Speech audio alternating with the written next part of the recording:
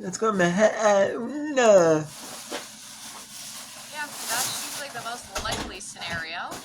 I doubt the possession arrow was wrong. Davis drills a long two. Woo, that's a big swing. Iona can't be happy about that. But you gotta sort of place.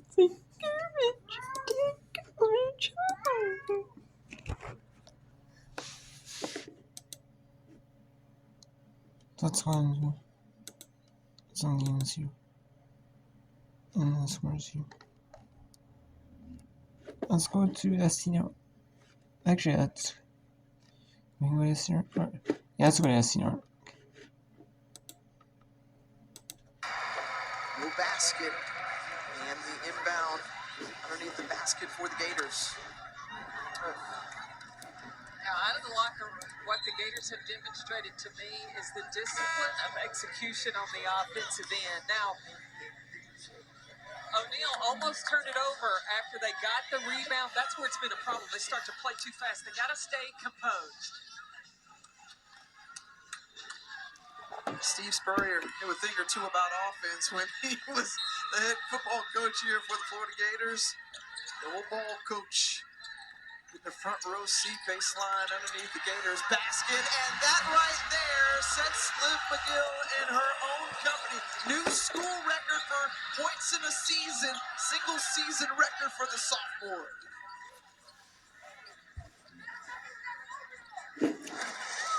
But the offensive execution and the patience, and you see Liv McGill finds that Possession for the Gators.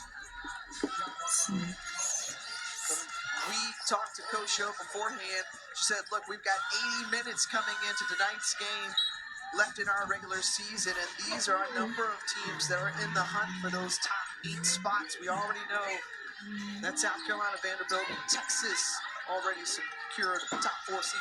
you got Ole Miss and Tennessee tied at 8 and 6 coming into today's game. And then you have Bama, Georgia, Kentucky. They all sit at 7 and 7.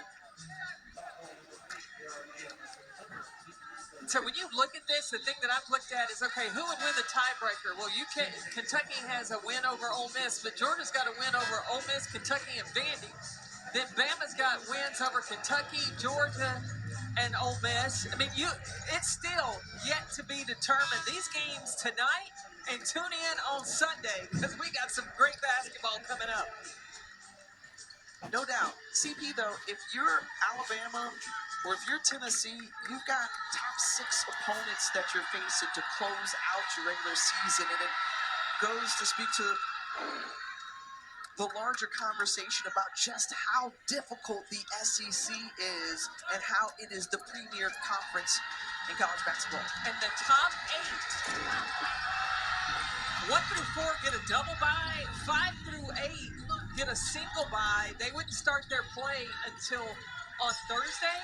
Wednesday, we're going to have a ranked team in the SEC playing in the first round of the SEC tournament. There's 9 of them in the AP top 25 polls. That's how you know that SEC is good when you have a ranked team. Have to play in the first round. Have no choice, you know. The collision there with that is like wow. That's how you know your league is good. Look,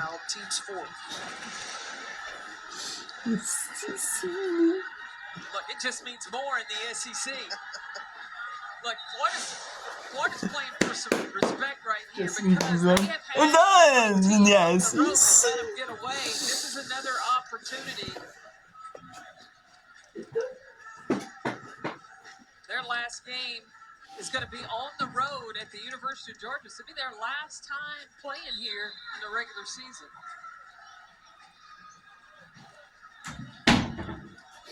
For Coach Yo, when you think about what she's done over consecutive seasons, the last 4 straight to the NCAA tournament, 10-win seasons in the SEC. She's trying to pick up 2 more to match that again, sitting at 8 and 6 currently.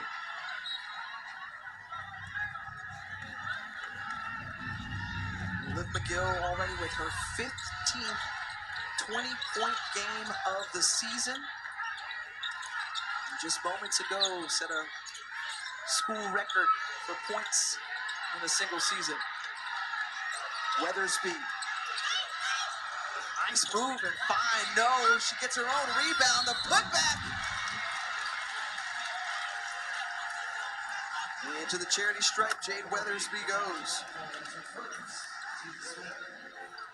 Like that's playing with some determination. Strong move, gets it blocked, but doesn't give up on it.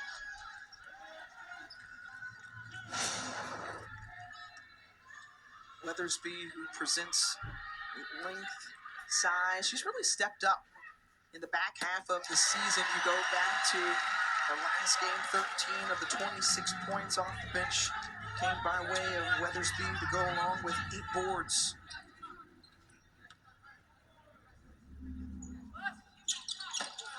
And important to note, something you brought up in the first half, Carolyn, the number of trips initially that Florida was taken to the free throw line, now 9 of 11 for both teams, but under 6 minutes to go, and every time Florida's fouled, they'll go to the line.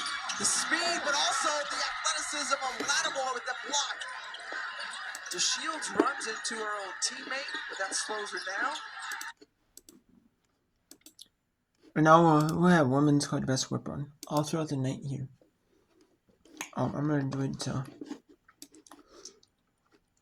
we get to 11:30 Eastern. So there's only 2 games, which is number 23 Georgia and number 4 Texas.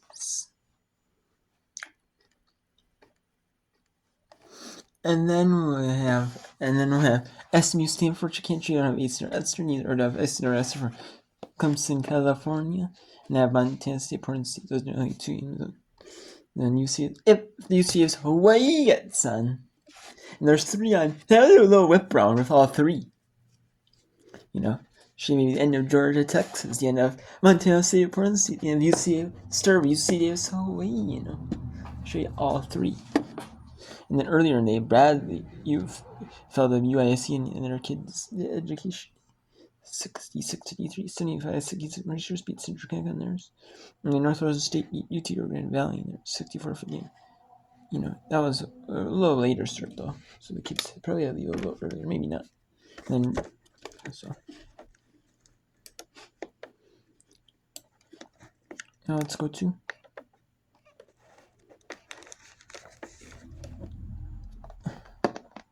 some games in the 4th. Yeah, I haven't really gotten to Morehead State Little Rock for a lot. Neither have we gone to Virginia Union at Fayetteville State. Let's go to Virginia Union at Fayetteville State. And that's fourth CAA quarterfinal. One of the differences, a lot of these teams, Virginia Union is running into that problem, is that Fayetteville State's got a lift. They've got some players that can block some shots and whatnot, you know. And they pressure you. It's okay, you beat us in the front, you gotta come back, you gotta find a score. So there are no 6'9", 6'11" players back there, okay? But the equivalent's those 6'1", 6'2s that are long enough that can make a play like a Carmen or whatnot. Wilkins, you had to block them early in the ball game. So they're always putting pressure on you to score or try to defend it. And here in turnover, Union returns the favor. Marshall into the front court, and boy, Union just cannot take advantage of the opportunities sometimes that are right in front of them. Long 3, and it is good by Khalees Carmen. Union, you have a chance to cut it to single digits. You turn it over, and Fayetteville State, they're just too good. They make you pay. Push the lead back to 13. You make a mistake, yeah. Not been able to find. There's a shot right there. Nice move by Marshall. Follow underneath is no good by Robinson. Fayetteville State down with the rebound. 18 seconds left. They've got numbers if they want to push it here to the corner. Stevens for 3. Wouldn't go down. 5 seconds left. Johnson lost it on the way up. It was after 3 quarters. Virginia Union. It's all right. 48-35. It's a good game. It's a good game.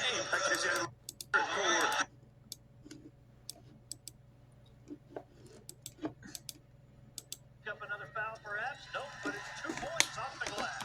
You know, if I'm Jordan Holman, I'm just going to continue to have that same mentality. You know, they need her to score. And there's still plenty of time in this game. It's not over. So I would just keep balling and make something happen. Inside to Forbes. Teamer is guarding her. Less than 3 to go in the third. 4-point game. Long shot. And it hits. Wow. To Volley. What a day she's having. 22 points. Oh, still. Yeah, full court press works out for Morehead State. They've got a lot of momentum right now. Sepp is wide open.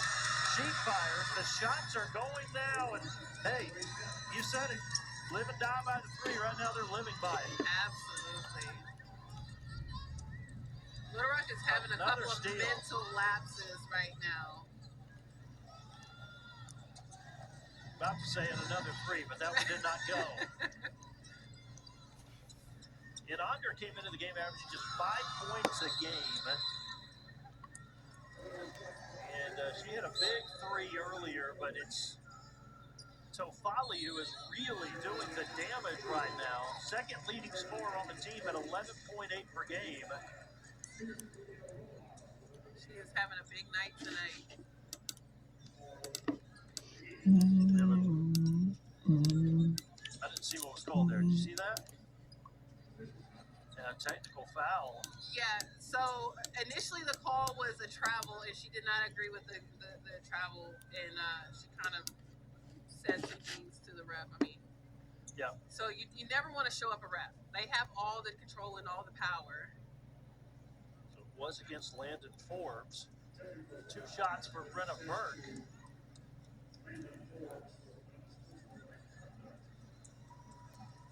Forbes still kind of talking with her team there.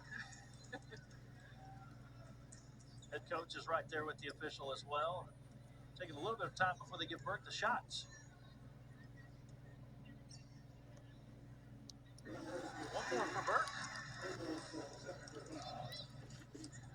It's new day. And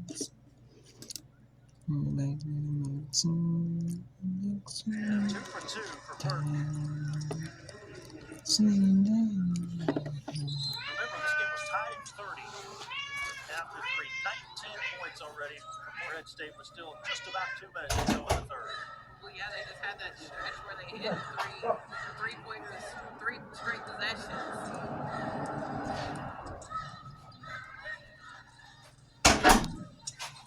And if you're Little Rock at this point, you make an adjustment. Hey, they weren't hitting their 3s early on, but now you got to make sure you guard the 3-point line.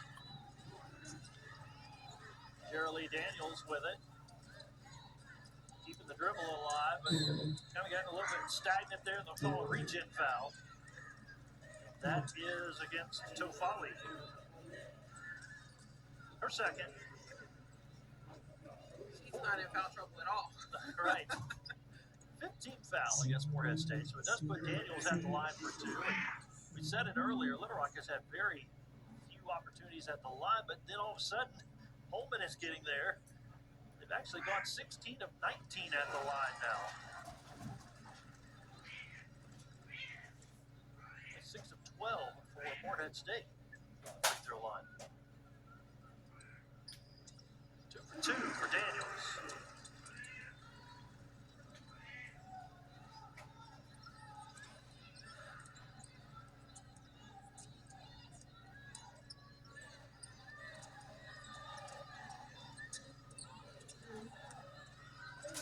Volley, another layup. Volley is putting on a clinic today. She really is.